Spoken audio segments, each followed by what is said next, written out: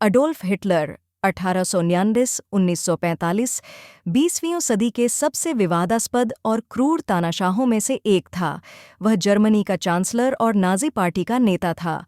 उसकी नीतियों और युद्ध योजनाओं ने पूरे यूरोप को द्वितीय विश्व युद्ध में झोंक दिया, जिससे लाखों लोगों की जानें गईं और एक वैश्विक तबाही का कारण बनी। इसके साथ ही हिटलर का नाम हिटलर यहूदी नरसंहार होलोकॉस्ट के साथ जुड़ा, जिसमें लगभग 60 लाख यहूदियों की हत्या की गई। प्रारंभिक जीवन अडोल्फ हिटलर का जन्म 20 अप्रैल 1879 को ऑस्ट्रिया के ब्राउनाउ एमिन शहर में हुआ था। उनके पिता का नाम एलॉयस हिटलर था, जो एक सीमा शुल्क अधिकारी थे, और उनकी माता का नाम क्लारा पोलजल था। हिटलर का बचपन कठिनाइयों से भरा था। उसके पिता सख्त स्वभाव के थे और हिटलर के साथ कड़ा व्यवहार करते थे, जबकि उसकी माँ उससे बहुत प्यार करती थी। हिटलर पढ़ाई में औसत से कम था और उसे स्कूल में कोई विशेष रुचि नहीं थी। हिटलर का सपना एक कलाकार बनने का था, लेकिन उसे वियना के ललित कला अकादमी में दाखिला नहीं मिला। उसकी असफलता ने उसके जीवन को बदल दिया और वह धीरे धीरे वियना में रहते हुए अत्यधिक राष्ट्रवादी और यहूदी विरोधी विचारों को अपनाने लगा। प्रथम विश्व युद्ध और राजनीति में प्रवेश 1914 में जब प्रथम विश्व युद्ध शुरू हुआ तो हिटलर ने जर्मन सेना में शामिल होने का निर्णय लिया। वह युद्ध के दौरान बहादुरी दिखाने के बावजूद अपने सैन्य अधिकारियों द्वारा कोई बड़ा पद नहीं पा सका। युद्ध के बाद जर्मनी की हार ने उसे बहुत आघात पहुंचाया। उसने जर्मनी की हार के लिए यहूदियों और मार्क्सवादियों को दोषी ठहराया और इस विश्वास को अपने राजनीतिक विचारधारा का मुख्य हिस्सा बना लिया। युद्ध के बाद के जर्मनी में व्याप्त आर्थिक संकट और राजनीतिक अस्थिरता ने हिटलर को नाज़ी पार्टी में शामिल होने के लिए प्रेरित किया। 1920 के दशक में उसने जर्मन श्रमिक दल, जो बाद में नाज़ी पार्टी के नाम से जाना गया, में प्रमुख भूमिका निभाई। नाज़ी पार्टी का मुख्य उद्देश्य जर्मनी की राजनीतिक स्थिति को फिर से संगठित करना और यहूदियों को समाप्त करना था।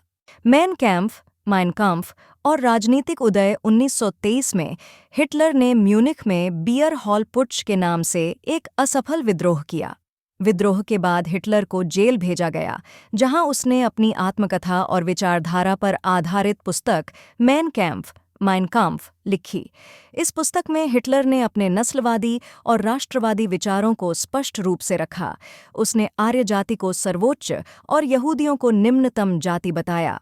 हिटलर की विचारधारा ने जर्मनी के उन लोगों को आकर्षित किया जो आर्थिक संकट और राजनीतिक अस्थिरता से परेशान थे। धीरे धीरे नाज़ी पार्टी की लोकप्रियता बढ़ने लगी और 1933 में हिटलर को जर्मनी का चांसलर नियुक्त किया गया। तानाशाही की स्थापना चांसलर बनने के बाद हिटलर ने लोकतांत्रिक संस्थाओं को कमज़ोर कर दिया और नाज़ी पार्टी की तानाशाही स्थापित की। उसने राजनीतिक विरोधियों को दबाने के लिए गेस्टापो, गुप्त पुलिस और एसएस सुरक्षा दस्ते जैसे संगठनों का इस्तेमाल किया। हिटलर ने प्रेस और मीडिया पर नियंत्रण कर लिया और प्रोपेगेंडा के माध्यम से अपनी विचारधारा का प्रचार किया। 1933 में उसने जर्मनी के राष्ट्रपति पॉल वॉन हिंडनबर्ग की मृत्यु के बाद खुद को जर्मनी का सर्वोच्च नेता घोषित कर दिया। उसने एक दलीय शासन स्थापित किया, जहां नाज़ी पार्टी के अलावा अन्य कोई राजनीतिक दल नहीं हो सकता था। नाज़ी विचारधारा और होलोकॉस्ट हिटलर की विचारधारा नस्लीय श्रेष्ठता पर आधारित थी। उसने आर्यन नस्ल को सर्वोच्च माना और यहूदियों को सबसे नीच जाति के रूप में देखा। हिटलर ने जर्मनी में यहूदियों को निशाना बनाया और उन्हें समाज से अलग करने के लिए कई कानून बनाए। द्वितीय विश्व युद्ध के दौरान हिटलर की सरकार ने यहूदियों को जबरन काम करने वाले शिविरों में भेजा और उनका व्यवस्थित रूप से नरसंहार किया। इस घटना को होलोकॉस्ट के नाम से जाना जाता है, जिसमें 60 लाख से अधिक यहूदियों की हत्या की गई थी।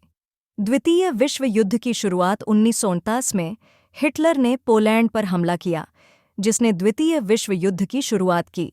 उसके आक्रामक और विस्तारवादी नीतियों ने पूरे यूरोप को युद्ध में धकेल दिया।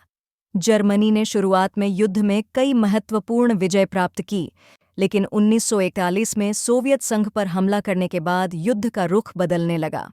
सोवियत संघ की ठंडी जलवायु और मजबूत प्रतिरोध ने जर्मन सेना को कमजोर कर दिया। 1944 तक मित्र राष्ट्रों अमेरिका, ब्रिटेन और सोवियत संघ ने जर्मनी को हराने के लिए एक संयुक्त मोर्चा बनाया। पतन और मृत्यु 1945 में जर्मनी युद्ध में पूरी तरह से हार के कगार पर था। सोवियत सेना बर्लिन तक पहुंच चुकी थी और मित्र राष्ट्र पश्चिम से हमला कर रहे थे। हिटलर ने बर्लिन के अपने भूमिगत बंकर में शरण ली। 30 अप्रैल 1942 को जब हार स्पष्ट हो गई तो हिटलर ने आत्महत्या कर ली। हिटलर की मृत्यु के साथ ही नाज़ी शासन का अंत हो गया। जर्मनी का विभाजन हुआ और द्वितीय विश्व युद्ध समाप्त हो गया।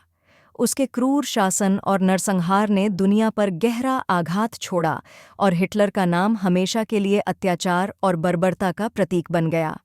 निष्कर्ष, अडोल्फ हिटलर ने 20वीं सदी के इतिहास पर गहरा प्रभाव डाला। उसकी महत्वाकांक्षाएं, नस्लीय विचारधारा और तानाशाही ने पूरी दुनिया को युद्ध और तबाही में धकेल दिया। हिटलर के शासनकाल ने यह सिखाया कि कैसे एक नेता की विकृत विचारधारा और सत्ता की भूख मानवता के लिए विनाशकारी हो सकती है।